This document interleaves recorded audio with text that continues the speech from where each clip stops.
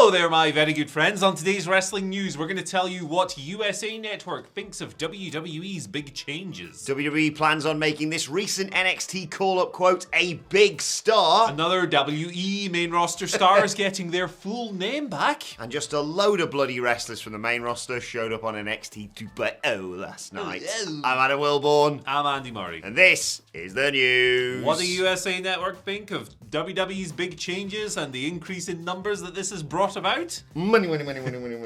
Yeah, they're happy. Yeah. They're happy. How could they not be? This is a new report here from Fightful Select talking about the current relationship between WWE and USA Network, who are, of course, WWE's network partners for Raw on Monday nights and NXT 2.0 on Tuesday evenings. But this seems to revolve mostly around Raw. It's always interesting when a report on these relationships comes out. And this one is entirely positive. So, give me a minute. This is quite long. Okay. I'm going to get through it as quick as I settle can. in. So, apparently,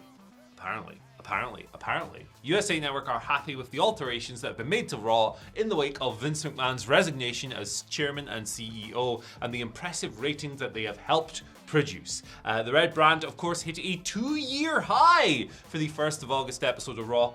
In terms of total viewership, that is the 2-year high. It pulled in 2.23 million viewers on the 1st of August. That was the first show, of course, that was fully Triple H. And there was a lot of stories coming out ahead of that show going, hey, this show's going to rule. This show's going to be good. Loads of people tuned in. The marketing paid off, my friends. Now, since then, in the 3 weeks since then, Raw has also topped 2 million viewers on 2 further occasions. So the numbers are clearly doing well at the moment. Now, there's a source within USA Network /Universal who stated that Raw's current numbers are in line with their original expectations for the show.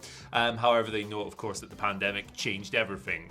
Empty arena wrestling just wasn't as fun, and therefore was not, not necessarily going to attract the same audiences. That's my editorialization of that. Now, they never envisioned a scenario originally where Raw would regularly drop below 2 million viewers, but it happened, and now here we are, of course. They considered the 1st of August, that's that big show, the 2-year high, they considered those figures exciting and described the follow-up shows as the real test, having not expected Raw to climb beyond the 2 million viewer mark regularly. Again, so interesting stuff there. Another source who doesn't keep up with wrestling said that the buzz surrounding Raw has become inarguable. Now, with regards to the changes WWE has made to its shows and content, most of which you can attribute to Triple H and his creative alterations, one source stated that Raw had become closer to being appointment viewing for them. The show feels more natural, they said, and has generated more internal discussion than since the network deal kicked in with USA. That was several years ago, of course. Now, WWE's relationship with USA has been described as easygoing and business as usual. Internally, people are happy with the creative changes implemented by Paul Levesque in his position and would be surprised if USA didn't make a play to renew WWE content once negotiations on the next set of television rights fees commence. That's going to be early next year, we reckon. So, yeah, I mean, this is about what you'd expect. I mean, if you're delivering better audiences, which WWE has over the past month, of course you're going to be happy. Yeah, exactly. Look, the numbers don't lie. It's spelled disaster view at sacrifice. But sorry, when I say that, I have to complete the sentence. But yeah, look, another 2 million. What was it, like a 0.56 or something in the demo? Excellent numbers for Monday Night Raw. I've not actually looked at this week's numbers, but like they're doing well. I definitely wasn't half asleep this morning. Got tricked by the fake Dave Meltzer account that said AEW in the mud Raw rules. Interesting take from Dave there. Balanced report.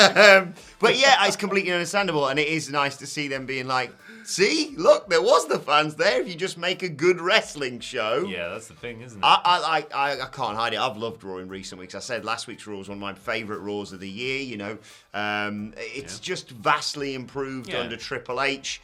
I don't dread watching for 3 bloody hours early on a Tuesday morning. I actively look forward to it. I enjoy SmackDown. I enjoy Raw. Hell, I enjoy NXT 2.0 and Dynamite as well. Main event 2. And Rampage, I have to legally watch for my job. It's not been a great show recently. But, yeah, it's understandable. Like you say, the numbers have increased. The buzz, like you say. This wasn't just a flash in the pan of like, we're going to have The Rock on the show. And it peaks and then it's back to normal sort of numbers. It's a hot product. They're tempering it by saying, look, this is kind of where we wanted it to be in the first place, but like you say, there was the pandemic, and then there was still Vince McMahon in charge, which Yes. means it was bad. But yeah, just exciting times ahead. And yeah, I've never had so many people outside of the little wrestling bubble that I'm in saying, am I going to get back into watching WWE again now? Which speaks volumes. Give all wrestling a go. I think, yeah, it's really interesting. WWE's clearly a hot product at the moment. Like, ticket sales are up as well. Like, recently, I think it's Survivor Series is in Boston. Yes. Maybe I'm getting the show name wrong, but they sold that It's going to be a wicked pisser.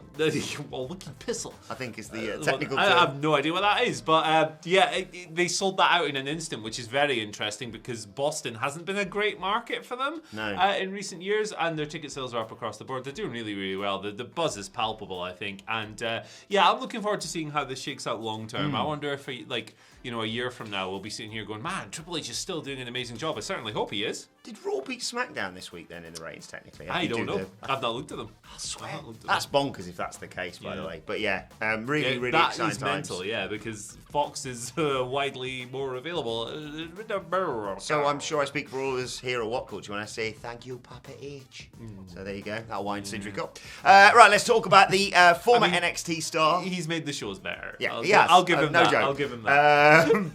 Let's talk a little bit about the former NXT star, though, Andy, that has been picked to be the next big thing, not Brock Lesnar, but be a big star, basically, on the main roster, and that is one Raquel Rodriguez, who was great if you watched her in NXT and has continued to just dominate and be the big back that she's got. I love her. She's great. Doing great stuff on Monday Night Raw, of course.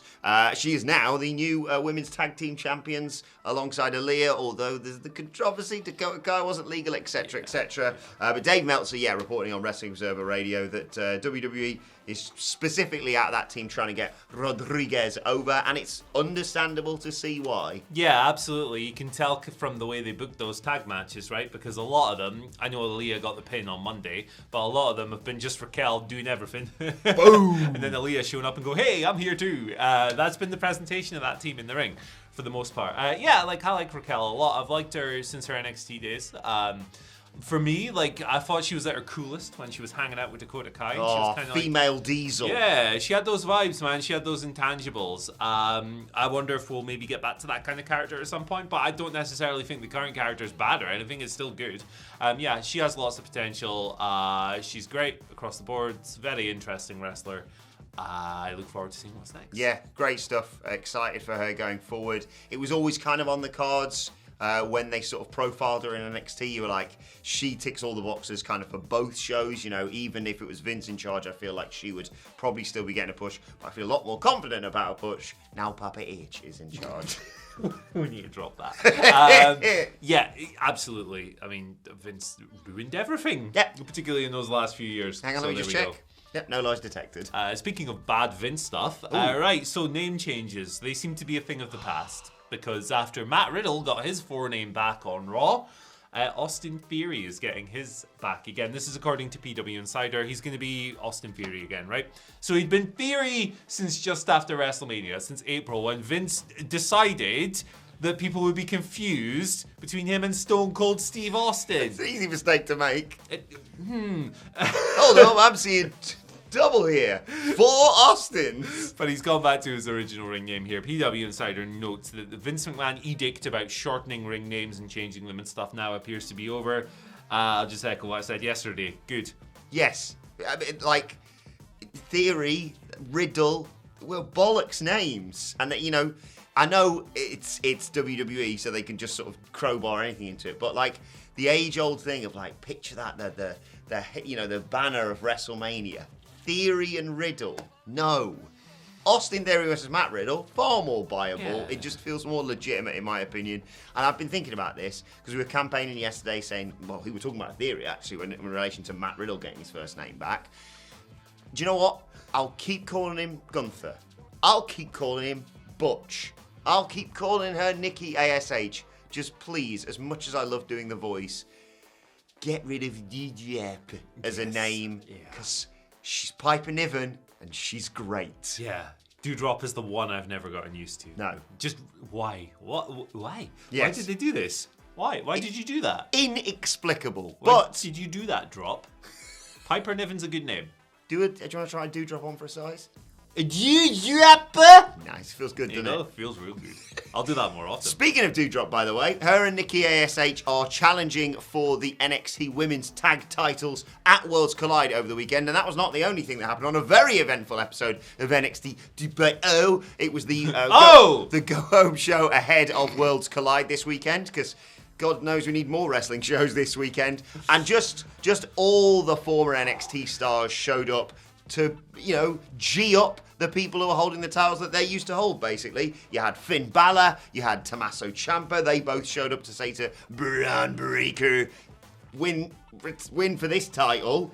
And then on the other side of things, you had Gunther and a Butch via FaceTime chatting to Tyler Bate, saying, don't let him bait your bollocks off. Basically, bollocks in, sorry. That's correct, isn't it? Yep. On the women's side of things, Mandy Rose, NXT Women's Champion. She's been like that for 300 odd days now. It's been a hell of an achievement. Fast approaching a year. Yeah, she was visited, I feel like Ebenezer Scrooge. She was visited by the ghost of... No, she was visited Michael. She was visited by Shayna Baszler.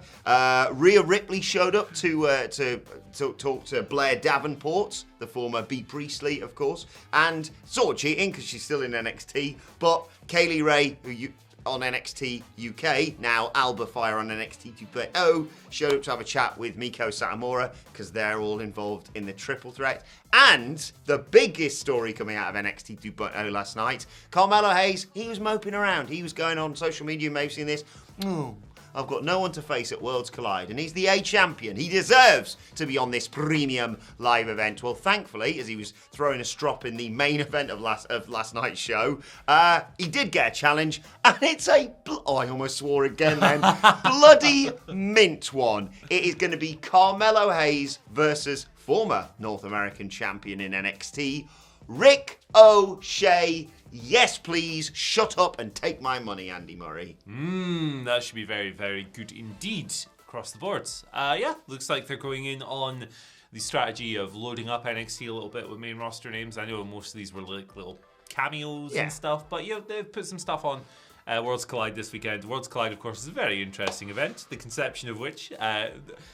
doesn't take a rocket scientist to figure out why this was announced on quite short notice and why it's taking place on the same day as another prominent wrestling show. You've got to do this for the legacy of Cheg's Notes. NXT Europe. Yeah, that's why. It's a totally innocent endeavor. I don't blame them. Don't get me wrong. I'm pro competition, baby. I love all this petty nonsense. Let's go. I hope that we have some little pot shot about the show happening later tonight or whatever on the broadcast. That'd be fun. Why not? I was going to think they're going to do. I think I've mentioned this before. I think Worlds Collide is going to finish, let's say, presumably one of Braun Breaker or Tyler Bates holding up all the championships. They're unifying just all of them basically on this show. Yeah. And I think Vic Joseph's going to go, that's it for the wrestling today. Turn off your televisions and go outside. Yeah. There is no more. The city of Chicago does not exist. That's what he's going to say. Pettiness. I'm here for it. But it was really nice to see all these old stars back on NXT and just NXT actually acknowledging its history for once. Absolutely. 2.0. It's really easy sometimes, isn't it? Yeah, wrestling's really uncomplicated, but it's been made complicated by a bunch of silly people over the years. Exactly. Speaking of silly people, let's go to the comment section. Hey! And Twitter for our Twitter joking. questions. At WhatCulture WWE, of course, if you want to get in touch with us. Jake King starts us off. Jake writes, Clash at the Castle is my first WWE live event, having been a fan since 2004. What was your first event, and what was the main event? Also, if we see any of the team, is a picture okay? Yeah, literally, if you just see us at any point in Cardiff, just come say hello. Yeah. Come say hello. We'll do a fist bump, we'll do a picture, the high five. You can deal with the eel. He's here. He is here. Is he attending? I think so. Well, I don't know. Have you got a ticket, mate? You can have my ticket. I'm so gutted I can't come. Apologies.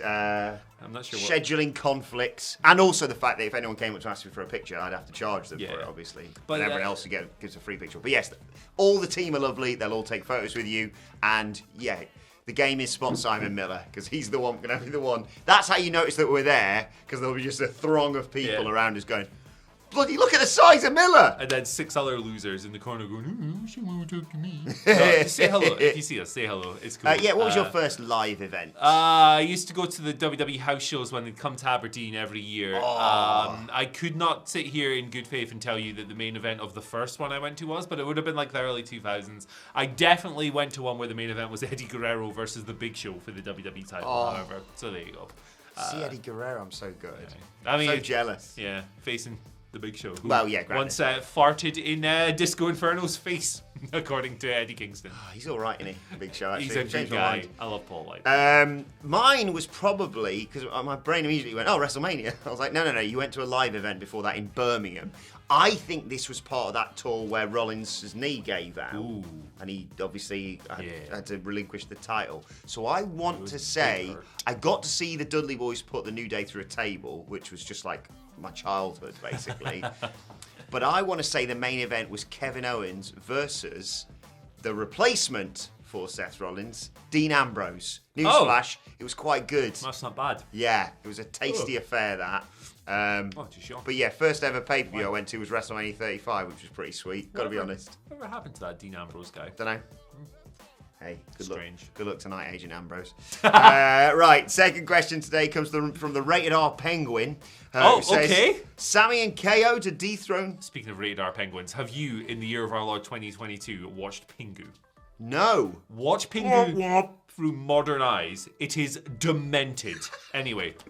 So, Sammy and KO to dethrone the Usos. I'm here for it. Thoughts? Right, it's Rated R Penguin. Yeah. Yeah, it's great. Hashtag this is the news. Hashtag King of the Kazoo. Oh, hang on, I'll do a Pingu impression. Here we go. You've been eeled. Kazumi, daddy, eel. I'm not sure. I don't really... The eel's a bit of a prick, isn't he? His behaviour is becoming increasingly Wilborn-esque. Little dickhead. What was the question? Yeah, Sammy and KO dethrone the Usos. We're here for it. Yeah, it's absolutely great. It's absolutely great. Whenever you want to do it, if you want to do it, what's the next pay-per-view after this? Extreme Rules? Extreme Rules, yeah. If you want to do it then, if you want to do it at the end of the year, there's a great long-term story to tell here. They have so much history inside of WWE and out, teaming, feuding, whatever. It's perfect. You've laid the groundwork with Sammy entering the bloodline and Kevin Owens confronting people and being prize fighter Kevin Owens again. Yeah, it's fantastic. And I've been wanting a Steen Jericho reunion for a long time. Yeah, exactly. Especially one under Triple H's auspices on the main roster. Look, I'm a hypocrite because I sit here and go, bloody hell, Randy Orton and John Cena again, is it? We're really doing this again? Okay. But I could watch Kevin Owens and Sami Zayn be friends and then fall apart and then feud forever. They are excellent. You know, like the previous tag team name, combine Steen and Generico, Steen Jericho. You know what happens when you combine Kevin and Zayn? What's that? Kane! Well, there you go. It's a better version than the other one. Yep. AL gives our final question of the day, complete with photo evidence.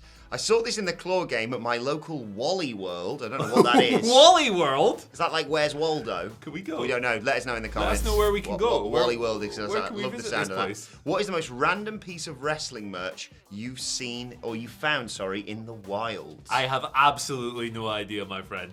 The eel. I don't know. Yeah, I was thinking about this, and I was like, I don't know whether I dreamt about seeing Gangrel's fanging and banging sauce in the wild or not, because if I had seen it, surely I would have bought it for you. Yeah. So maybe not that, but I do remember going around to a mate's house for this big FIFA tourney that we have every year. All of us get together from all over the country. FIFA and Queefing? Exactly. That's what it's called. And we play, and it's great. And the winner gets an old Intercontinental WWF Championship with their name engraved on it. And I was like, oh, fair play. You know when I love this. We've all had this moment where you discover that someone's a wrestling fan. You suddenly go, wait a second, we should become best friends? Or are we going to talk about this the entire evening? That was what it was. I was like, who's this Intercontinental Championship? There you go. And then I annoyed them with Intercontinental Champion facts all evening. Thumb in the bum. Thumb in the bum. Yeah, I mean, I guess I didn't really encounter this in the wild. I encountered it in work. But yeah, thumb in the bum is weird. Yeah, well, you got sent those, really didn't weird. we? Yeah. Oh, I mean, it's not as weird, admittedly, right? As that's the weirdest. Sweating Billy Gunn. I wish there was some water in it right now so I could show you him sweating. But well, I wouldn't, because it would have been sat in there for about 6 months. Yeah, it'd be a bit funky, wouldn't it? But yeah, basically, there's a hole in the back you fill that up with water, you fill up Billy Gunn's hole, and then you push a button, and like sweat comes out under his pecs. Yeah. That's sweating Billy Gunn is my answer. Interesting fact, that happens to Billy Gunn if you push the button on his back in real life. You go and meet him. No, I met Billy Gunn, he's lovely. Look at how vascular this man is. I thought he's been working out. Yes, he has. He's been taking his gunpowder workout What was supplement. it? Chicken and broccoli that Ginger ate? Chicken and broccoli. Yep. That's how you get those muscles. Where have I been going wrong? Right, let's rapidly move on to today's What and is going finally, on with this because freak? Unfortunately, Andy Murray, Billy Gunn is not the best wrestler of the year. He's John not, Moxley is actually not the best wrestler of the year, despite many people's claims. Roman Reigns, 2 years as world undisputed, universal, I think, heel champion. Acknowledge him, but he isn't the best wrestler of 2021. Andy, you and I saw yesterday who is, and we want to go and tell people to go and check him out and support him. He is at Best Pizza Chef on Twitter. He is known as Luigi Primo. His is the video you probably saw doing the rounds on social media over the last few days of a man wrestling whilst tossing dough and incorporating it into his offense. Go and check him out. I love him. This is absolutely fantastic. This is the best, most fun gimmick I've seen in ages. I love him dearly. I want someone to book him at a very high level. I want to see him on AEW Dark, spinning dough. I want to see opponents like stomping the pizza dough, like doing stunners on it, like it's sentient. Yep. This guy rules. He's got great t-shirts as well. Great merch. I was just about to say that. I want one of those t-shirts. I might go and buy one. The blue one in particular. I'm trying to find this photo that you posted. This guy rules ass. He's the best, in the words of Warhorse. There he is. That's my favorite. One of my favorite photos as well. Topping the pizza. Oh god. Him coming off the top rope. Of course. At Best Pizza Chef, Luigi Primo. Go and check him out. Go and support him.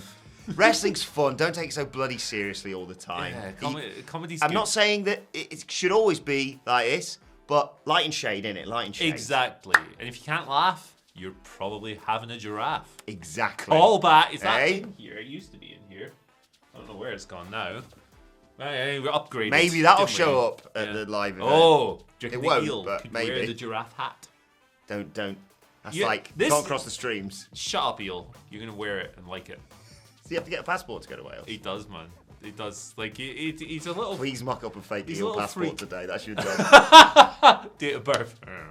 Yeah, how long have you had the eel now? Problems. Cocaine in the river. I don't know. How long has this little fella been around? How long does the eel live? Hey Siri, how long do eels live for? So, Okay, I found this on the web for how did long- Ale the eel live to 155? Oh, you got loads of time left, mate. Don't no, you he's worry going to about that. outlive all of us. Also, sorry for setting off everyone's Siri who's watched this news video, but Hey, Alexa. Got you. play, Combine Harvester by the Wurzels. check it out. You can thank me later, Yeah, audience. there you go. You freak. You can tell where you can thank him on Twitter. At Andy H. Murray. The H stands for, hey, Eddie Kingston versus Tomohiro Ishii's happening. All out. Okay. I just saw that, Amazing. and I thought, oh, has Andy like shared an old tweet from last year's All Out, being like, oh, and I was like, no, that. It's okay. literally twice in a year I'm getting my personal dream match. What a joy. Unbelievable. What You can follow me on Twitter at Adam Wilborn. Comment section, the usual stuff. Like, share, subscribe. Twitter questions at WhatCulture The eel's WWE. flipping out. WhatCulture Wrestling, wherever you get your podcast from, for daily wrestling podcasts. I was reviewing NXT 2.0 and looking ahead to a highly anticipated AEW Dynamite tonight. Go home show ahead of all that. What the bloody hell are they going to do with the whole world title picture? We'll discover it. We'll preview it all later on today. I've done all the Twitter stuff, haven't I? There we go. Right. Thanks for watching. Thanks to the eel. Thanks to Andy. Thanks you. We'll see you He's a soon. wee prick.